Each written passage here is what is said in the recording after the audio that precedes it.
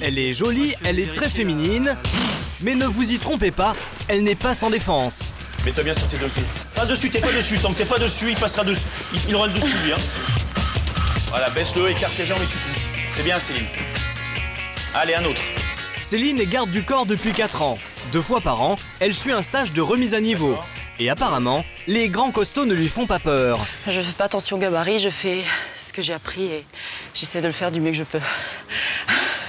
Et là, tu viens poser ta main et tu viens au contact avec elle. Ne fais pas un truc préparé comme ça. Tu viens, bing, et tu pousses. C'est elle qui va travailler dessus comme ça, d'accord? Comme la majorité des gardes du corps indépendants, Céline n'a pas d'arme à feu. Mais pour les hommes qui s'entraînent avec elle, dans le combat, c'est une coriace. Certains en ont même déjà fait les frais. On arrive à prendre des coups sur la self-défense, elle arrive à mettre par terre. Non, il n'y a pas de souci. Pas mal, viens chercher le bras qui dépasse là. Allez, break. Céline, ça va pas assez vite. Ça va pas assez vite. T'as vu le temps que t'aimes bien passer à monter. Une fois que t'es dessus, t'avais l'avantage, tu chopes le moment qui dépasse, l'affaire était classée. D'accord? Même si elles sont encore rares, les femmes gardes du corps sont largement aussi efficaces que les hommes. Pour Stéphane, l'entraîneur, leur féminité est même un atout supplémentaire. Le garçon qui va venir taper, il va voir une fille, il va dire chouette, une gonzesse, je vais droit dessus. Bah, il fera une grosse erreur à ce moment-là, et nous, c'est ce qui nous intéresse. Après le close combat, Céline enchaîne les exercices à un rythme d'enfer. Objectif, travailler les automatismes qui lui permettront de sauver son client en cas d'agression. Voilà, ferme la porte, lève les pieds. L'entraînement d'un garde du corps est très physique. Et ça dure comme ça toute la journée. Ça va pour tout le monde, il n'y a pas de bobo.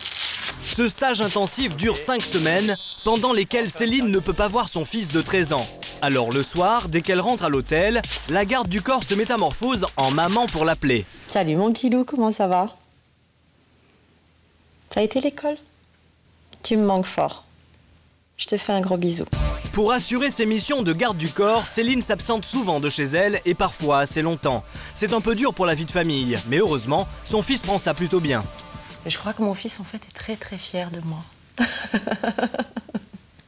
Dès le lendemain matin, l'entraînement intensif reprend. Cette fois encore, Céline doit protéger un homme dans ses déplacements. Elle doit être capable de réagir à n'importe quelle agression, même avec une arme à feu. Si les femmes font de bons gardes du corps, c'est parce que dans ce métier, il n'y a pas que la force qui compte. Ce qu'il faut avant tout, c'est être extrêmement vigilant et réactif. Charlie de Gallois 2, organisation. Au sommet de l'État, il y a aussi des femmes gardes du corps comme Nadine. Sa mission, protéger le ministre Brice Hortefeux qui participe aujourd'hui à une réunion internationale à Paris. Nadine est aussi chef. Elle supervise par radio tous les autres gardes du corps du ministre pendant ses déplacements. À partir d'ici, nous sommes en zone totalement sécurisée. Nadine fait partie du SPHP, un service d'élite de la police chargé de protéger les hommes politiques. Et selon elle, le milieu des gardes du corps n'est pas aussi macho qu'on le pense. Le regard des hommes sur nous est le même que vis-à-vis d'un collègue qui arrive au SPHP. Au départ, on l'observe, on le teste. Et s'il est bon, s'il fait l'affaire, il n'y a aucun problème d'intégration. L'essentiel, c'est d'accepter les mêmes conditions de travail et les mêmes conditions d'entraînement de nos collègues masculins. Dans ce service d'élite, il n'y a que 13 femmes sur 400 gardes du corps. Mais pour le patron de Nadine, si elles sont là, ce n'est pas par hasard.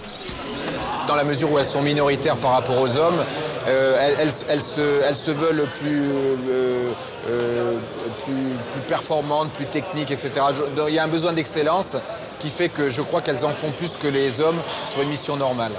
Difficile d'en savoir plus sur ces gardes du corps d'élite. Leurs méthodes de travail sont confidentielles. Mais dans ce métier, les femmes sont présentes jusqu'au sommet de la hiérarchie.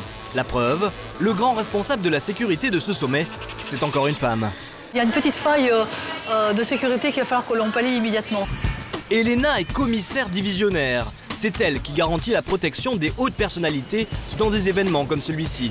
D'une certaine façon, c'est un peu le top niveau des gardes du corps.